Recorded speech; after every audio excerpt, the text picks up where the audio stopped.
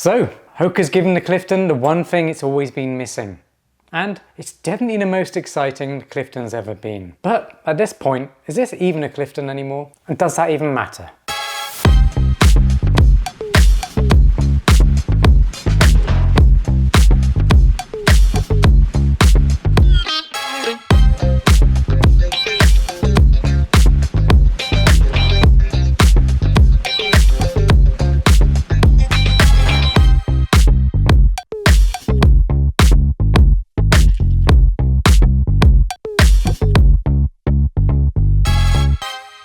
The Clifton Pro takes that familiar high-stack Clifton platform and swaps in a new supercritical ProGlide Plus midsole and a more aggressive MetaRocker, turning the everyday Clifton into an elevated daily trainer with real energy return. It now competes with the likes of the EVA SL, the Endorphin Azura, and even the Mega Blast. I kind of call those the plateless super trainers, or the elevated daily trainers.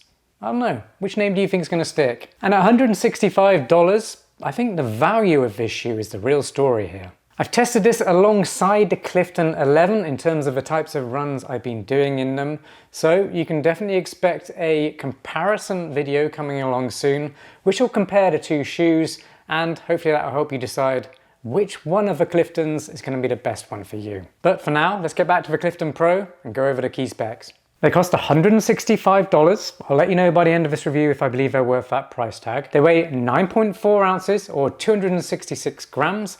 That's for a size US men's 9, my pair. And they have a drop of 8 millimeters. That's 42 millimeters under the heel and 34 millimeters under the forefoot. The upper's using an engineered mesh with a gusseted tongue. It's got very plush collar padding and the heel counter as well, which is articulated. That's really nice, makes them nice and easy to slip on and doesn't put too much pressure on your Achilles. And the laces are flat and stretchy. Pretty standard there, nothing fancy going on, but they do up really well and stay done up. The midsole is using the new ProGlide Plus supercritical EVA foam with an aggressive MetaRocker geometry. That just helps smooth out the ride from heel landing to toe takeoff. Everything feels buttery smooth here. And some great improvements to the outsole. It's using durabrasion rubber compound in a podular pattern with significantly more coverage than the Clifton 11 and the Cliftons that came before it.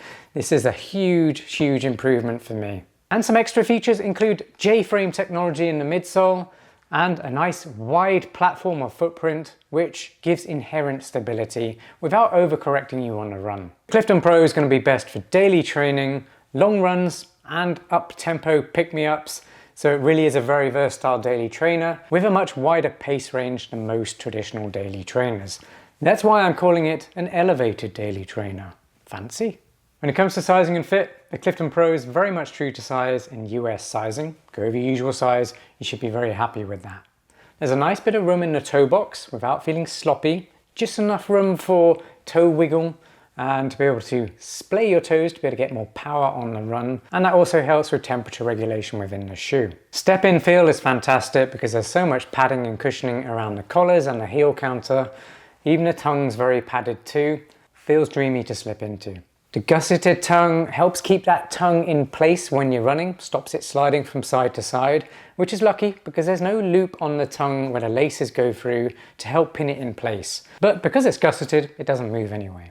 Midfoot lockdown is really good and heel lockdown is very good too. If you have narrow heels and you want to get a more secure fit at the heel, you can use that final eyelet at the top to do racer's loop heel lock method, and that will help lock your heel into the shoe, giving you a more efficient run if you need it. If you're not sure how to do that lacing setup, it's very easy.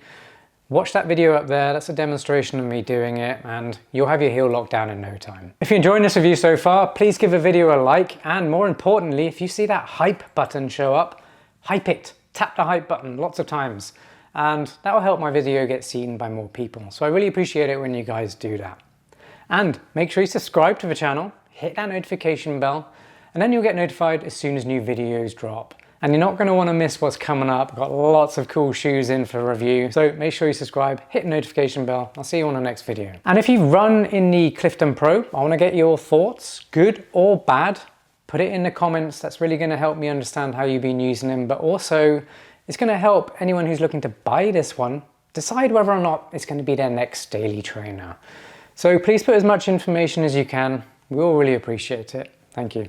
All right, let's get into my performance review. I'm going to start by talking about the ProGlide Plus foam and geometry of the midsole, because that really is what gives this shoe the ride character that it has. And it is very different to the Clifton 11.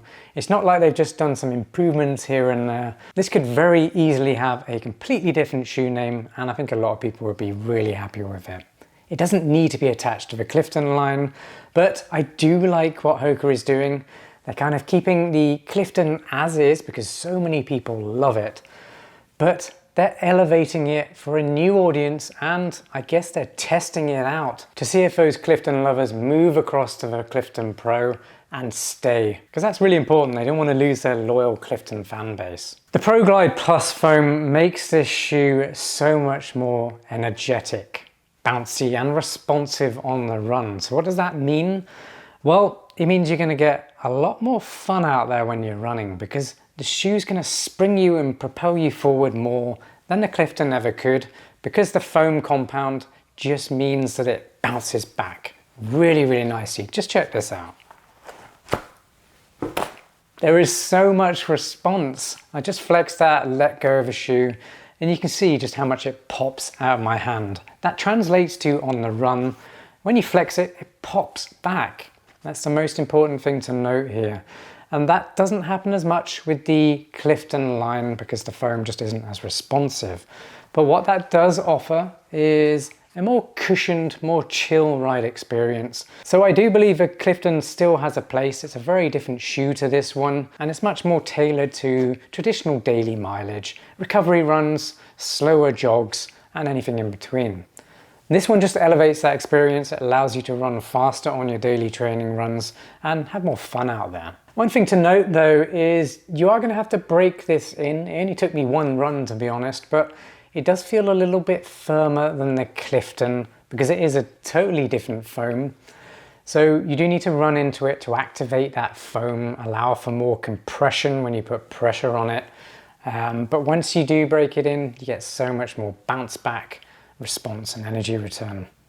It's really fun to run in. And I think it's that balance of being soft enough to give you a protective ride and resilient enough to keep giving you an energetic response is what makes this very interesting. Clifton Pro also has a little bit more of an aggressive rocker to it. It's not hugely noticeable to look at, but it is on the run.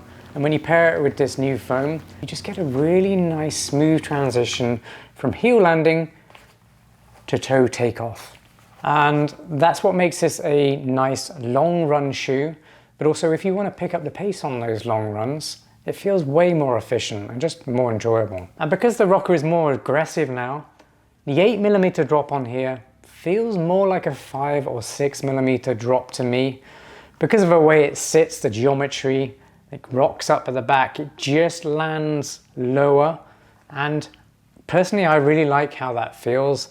Hoka used to have a lot more 5mm, 6mm drop running shoes, and I really liked it when they had that drop. Ride experience will feel more natural at a lower drop or medium drop like that. So the fact that the drop does feel lower, that's something that people coming from the standard Clifton might notice on the run, and I think you'll come to like it. The breathability of the upper is fantastic. I've been running in some crazy hot conditions here in Florida, and breathability has not been an issue at all. What impresses me most with this iteration of the Clifton is the pace range. So Hoka really has elevated the daily trainer that the Clifton is and brought it into, I'm not going to say cushioned tempo running shoe, and I'm not going to say plateless super trainer. It's not quite as fast as those running shoes, but it certainly approaches it, knocks on the door of those categories, and it really is a elevated daily trainer which allows you to run faster in it. And if you do pick up the pace, this easily keeps up with you and gives back. And considering the stack height on here, 42mm at the heel, that's a high stack. This actually feels very stable. It's got J-frame technology in it, and it has a nice wide base and platform, so pressure spreads against all that surface area, and you get an inherently stable ride without that overcorrective feeling that stability shoes can sometimes give you. This is very much a neutral running shoe, by the way. It's not a stability running shoe. But what I'm saying is, if you need a little bit of stability to help correct your gait as you're running longer distances, this actually has features in here which really help out there. And then finally you have the outsole, which has been hugely upgraded. The Clifton line has this section in the midfoot which is left out in terms of coverage, which leaves a midsole foam exposed, and that just means this section is less durable. You'll start seeing it wearing after the first run, and you don't have as much traction in the midfoot. But now you have this podular design where its coverage is 100% pretty much of the outsole, and performance is much better. And Hoka has definitely changed the rubber compound here, because I'm noticing a intense squeak if I ever scuff my feet on the floor. You hear a squash court kind of squeak, and that just tells me I'm getting fantastic traction. It also lets everyone around you know you're running next to them. Simple solution, don't scuff your feet, you'll be fine. Now, if you're wondering where the Clifton Pro sits alongside some of the best daily trainers out there right now, well, follow that link up there. I'm either going to be adding this to my best daily trainers roundup. Probably not though, because this is an elevated daily trainer and I don't think it fits my criteria for a traditional neutral stability daily trainer. It's something else entirely. So what I'm going to do is I'm probably going to create a brand new roundup of elevated daily trainers, the best ones out there right now, which will feature running shoes like the Evo SL, the Mega Blast from Asics, and some others that I can't remember right now. But my point is, it's quite a niche new category, which I'm noticing emerge right now. So I think I'm going to have to do that. Either way, follow that link, you'll get something. So is the Clifton Pro worth $165? Yes, this is only $10 more than the Clifton 11, but you get so much more. You get a more durable running shoe and you get a more fun running shoe, which I think is one of the most important things in any running shoe. A lot of people run to stay fit, but a lot of people run because they just love it as well. So if you can elevate that experience and get fit at the same time for only $10 more, I think a lot of people are going to go to it. But again, they're very different shoes. If you want something softer and better for easy, relaxed recovery miles, then the Clifton 11 is going to be your better choice. But if you want a versatile daily trainer with a better pace range and a little bit more fun on your run, then you got to go for the Clifton Pro. Well, I really hope you enjoyed this review. Hope it gave you the insights you needed to decide whether or not the Clifton Pro is going to be your next daily trainer or elevated daily trainer. If I missed something, if you've got a question, drop it in the comments down below. I reply to everyone so your time won't be wasted. And if you didn't before, make sure you hype the video and subscribe to the channel, and I'll see you on the next review, roundup, or comparison video. See you on the next one. Peace.